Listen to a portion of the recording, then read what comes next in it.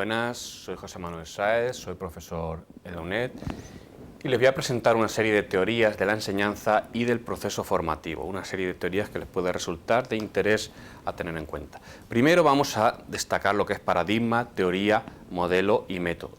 El paradigma son unos conocimientos compartidos por una comunidad científica, una visión de la realidad. Por otra parte, concretando más, tenemos teorías que son proposiciones basadas en leyes que explican fenómenos. La teoría, digamos, que concreta un poquito más. Concretando por parte de la teoría, tenemos los modelos. Un modelo es una representación abstracta de la realidad para explicar, sistematizada y relacionada entre sí, entre sus distintos elementos, para explicar los procesos, para explicar los procesos de aprendizaje o los distintos elementos que se den, por ejemplo, en la didáctica, si hablamos de modelos didácticos. Y si nos gusta un modelo y nos interesa aplicarlo en nuestra práctica y nos apetece aplicarlo, entonces lo elegimos y hacemos un método. El método es la manera de trabajar y de llevarlo a cabo, cómo aplicamos ese modelo en los contextos reales. Bueno, teniendo en cuenta estos distintos elementos, les voy a presentar unas perspectivas teóricas. Estas perspectivas están basadas en el aprendizaje, por tanto nos tenemos que basar en teorías del aprendizaje. Teorías del aprendizaje nos vienen de la psicología educativa. La psicología educativa nos aporta las teorías conductistas, cognitivistas y constructivistas que han influido enormemente en la pedagogía en general y en la didáctica como ciencia aplicada en particular.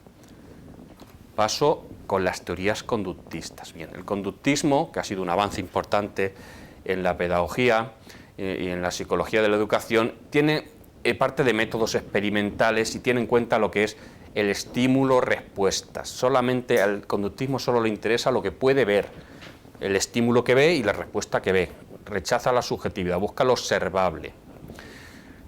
Teóricos importantes, Pavlov, Watson, son los que han planteado el condicionamiento clásico.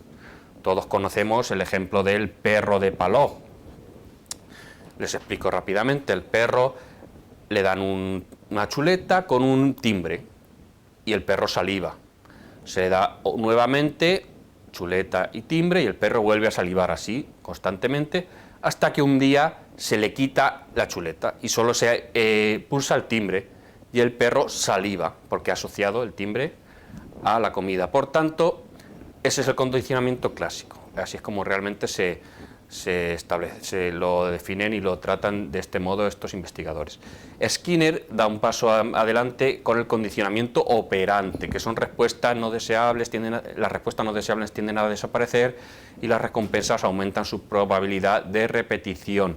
Es decir, refuerzo positivo, refuerzo negativo, castigo positivo, castigo negativo, más refuerzos, aumenta la probabilidad, más castigos la va extinguiendo.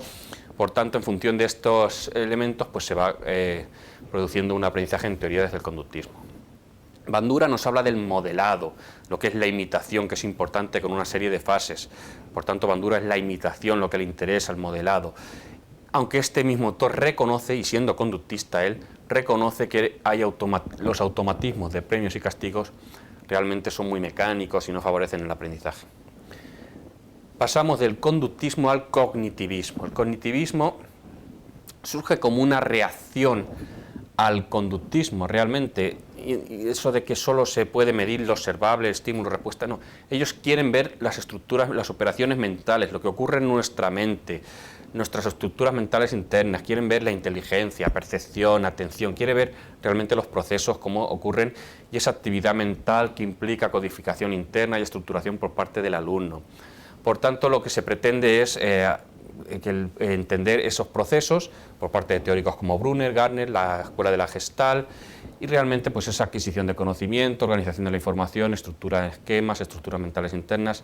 Por tanto, ver realmente qué ocurren los procesos internos y ver esos procesos mentales y esos esquemas cómo se van desarrollando.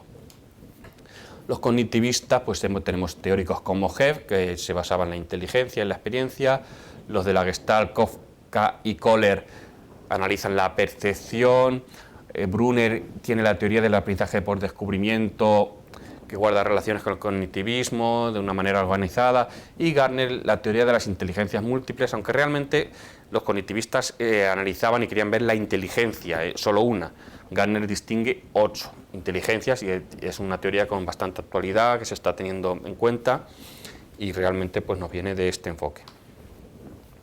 Y partimos ya y llegamos al constructivismo. El constructivismo lo que hace es que obtiene del conductismo el objeto, el entorno, y el sujeto del cognitivismo. Por tanto, tiene en cuenta estas dos perspectivas, los procesos internos de construcción de conocimientos, el sujeto, lo que acabo de decir, el cognitivismo, y la interacción externa, lo que ve en el mundo que le rodea, el objeto. Y a partir de sus conocimientos previos y sus nociones va adquiriendo el aprendizaje. Por tanto, las teorías constructivistas funcionan en este sentido, se plantean en este sentido. El docente es un mediador, y por tanto podemos decir que varios teóricos, Ausubel, Piaget, Vygotsky y Gagné con su fase de instrucción, Innova con sus esquemas. Por tanto, el aprendizaje significativo de Ausubel, que parte de los conocimientos previos, Piaget con sus estadios, y el aprendizaje que se produce por asimilación-acomodación, y Vygotsky la teoría con su teoría que parte de una zona de desarrollo potencial, zona de desarrollo próximo y andamiaje para producirse el aprendizaje. Pasamos rápidamente a lo que es la enseñanza y formación por competencias. Muy importante hoy en día este concepto. El profesor Gentoo nos comenta que competencia es la capacidad de actuar con éxito en contextos complejos. Y el profesor Medina nos dice que la competencia es logros al conocer, actuar y resolver problemas. Por tanto, la competencia es esa manera de adaptarse al entorno, de ser dinámico, resolver problemas, y está muy vinculado al aprendizaje a lo largo de la vida, al llamado Long Life Learning. Por tanto, es un nuevo modo de plantear, es un elemento del currículo importante a tener en cuenta. Y hoy en día los cambios sociales pues hay que tenerlos en cuenta. Hoy en día no es necesario tanto la memorización, tenemos información que nos viene de diversos medios, del internet, debemos saber analizar y clasificar y actualizar la información. Por tanto, debemos tener una serie de competencias que nos permiten trabajar con éxito, los entornos laborales son colaborativos, es importante saber trabajar en grupo, en equipo, tener ese tipo de competencias. En nuestro contexto, las competencias parten del llamado DSECO, coordinado por Dominique Richen y Salgani alrededor del 2005. Posteriormente se hizo un documento llamado Key Competencies for Lifelong Learning, competencias clave a lo largo de la vida, de ahí la importancia del aprendizaje a lo largo de la vida, que les acabo de comentar.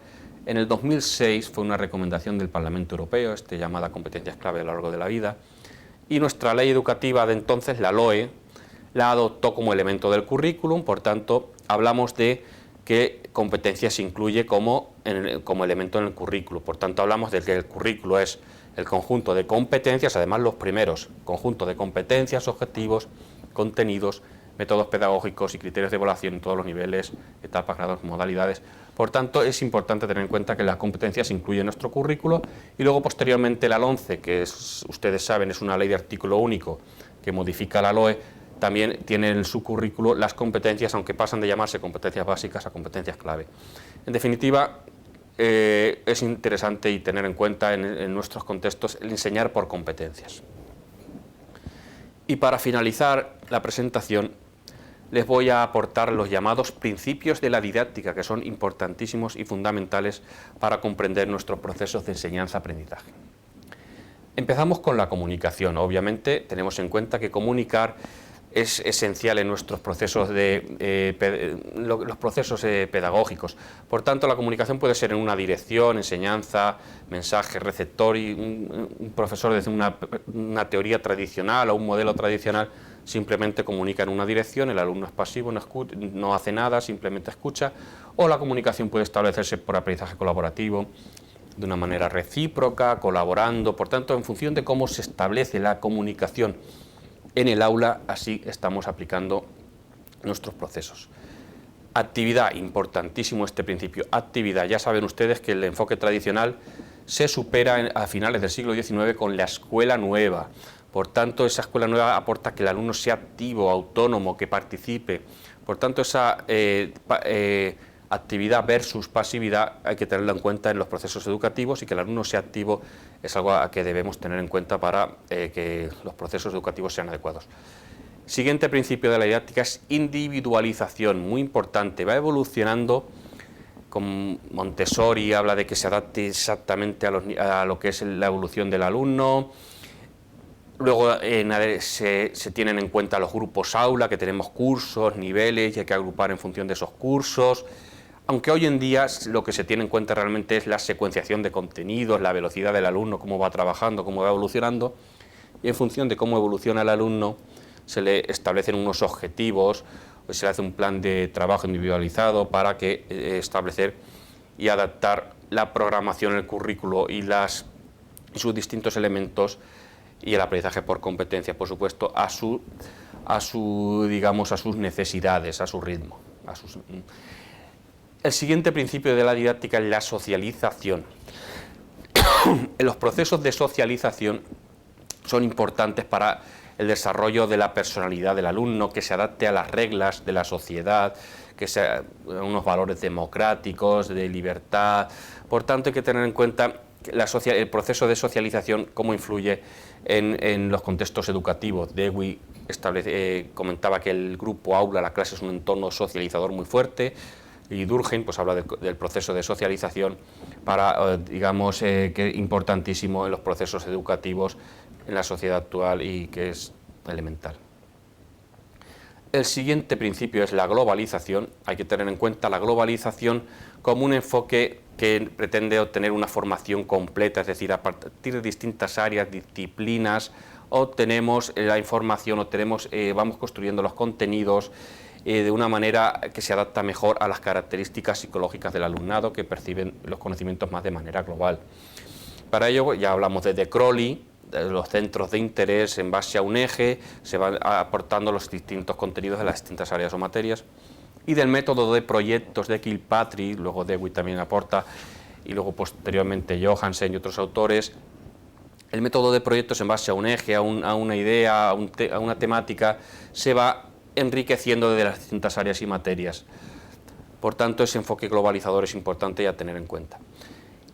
Creatividad, por supuesto, la creatividad es importantísima, hoy en día un valor muy importante, aporta confianza, actividad, autonomía y reflexión al alumnado. Él va creando sus propios productos, sus propios procesos, obtiene mayor confianza. Y fíjense que la taxonomía de Bloom revisada de Anderson a Krathwohl del 2001, en esa pirámide, en esa taxonomía de Bloom, el verbo más importante, que está en el nivel superior, la parte superior es el verbo crear. O sea que fíjense en lo que es la taxonomía revisada de Bloom, Anderson and Krathwohl, 2001. De ahí la importancia de este elemento. Seguimos con la intuición, importantísimo tener en cuenta lo que es la intuición, lo que es la reflexión, desde una perspectiva heurística de lo que estamos haciendo, tanto alumnos como profesores, y valorar nuestras prácticas. Y acabamos con el principio de apertura. La escuela debe estar abierta a todo el mundo, la escuela debe atender alumnos con necesidades educativas de apoyo educativo, alumnos con necesidades específicas de apoyo educativo, alumnos con necesidades educativas especiales, debe atender alumnos que presenten problemas sensoriales, motóricos, cognitivos, ya sea por atención por distintos orígenes, raza, religión, inserción social, cualquier dificultad que presente el alumno y que necesite ayuda. La escuela siempre debe atender a esa diversidad y propiciar una integración en una pedagogía de éxito, y que el alumno se sienta a gusto y atendido, y por tanto este elemento y este principio de apertura debemos tenerlo en cuenta, porque es esencial para que adaptemos nuestros procesos de aprendizaje y enseñanza y aprendizaje a las necesidades de nuestros alumnos y secuenciemos perfectamente lo que son los contenidos. Y esto ha sido básicamente la presentación relativa a estos elementos importantes, y muchas gracias.